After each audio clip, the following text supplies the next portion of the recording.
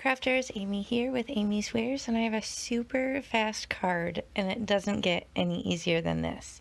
So to start, I'm going to show you this light bright flower stencil. This is from a Colorful Life Designs, and I do have a coupon, AmyFan10. If you decide to shop, you can save on your complete order. But here's a photo of the finished card. I actually did the ink blending directly on the card base, added a couple sentiments, and boom, done. It was so fast, and I just love the simplicity and the design of the stencil. I feel like you could make it any color. You could even make it like a subtle gray as like a background, and it would almost look like you used a cover plate die. So I love stencils like this. I feel like you could use them year-round for any occasion, and as you'll see here, I'm able to make this card so fast. I'm actually just using one color. I'm not even using an ink pad. I'm just using residual ink left over on my blending brush.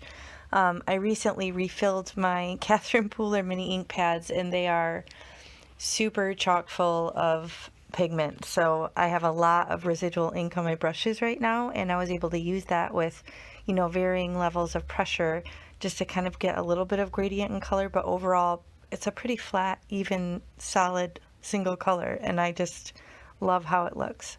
So now I'm flipping through my sentiment book. This is how I store all of my die cuts and my sentiments, so I have them ready to go so it doesn't slow me down in my batching card process. So I'm just going to flip through. These are actually baseball card pockets, like the protector sheets, and I get them from Amazon. So I'll link those below the video, as well as any of the other products that I used, in the description box. So if you expand there and scroll down, that's where you'll find those details.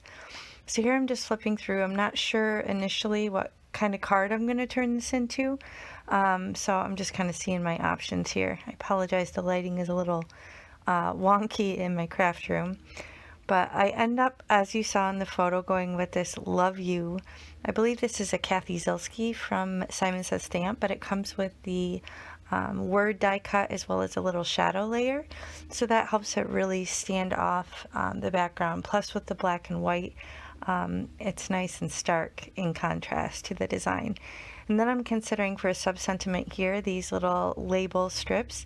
So I just put everything down with some little foam strips. They're like thin foam strips that I get from Amazon. And that's going to finish the card super easy. I popped one on the inside with liquid glue and done. So I told you, it's easy, right? So get out those stencils. If you don't have any, I definitely recommend checking out the shop. And I'll catch you next time. Thanks for watching. Bye.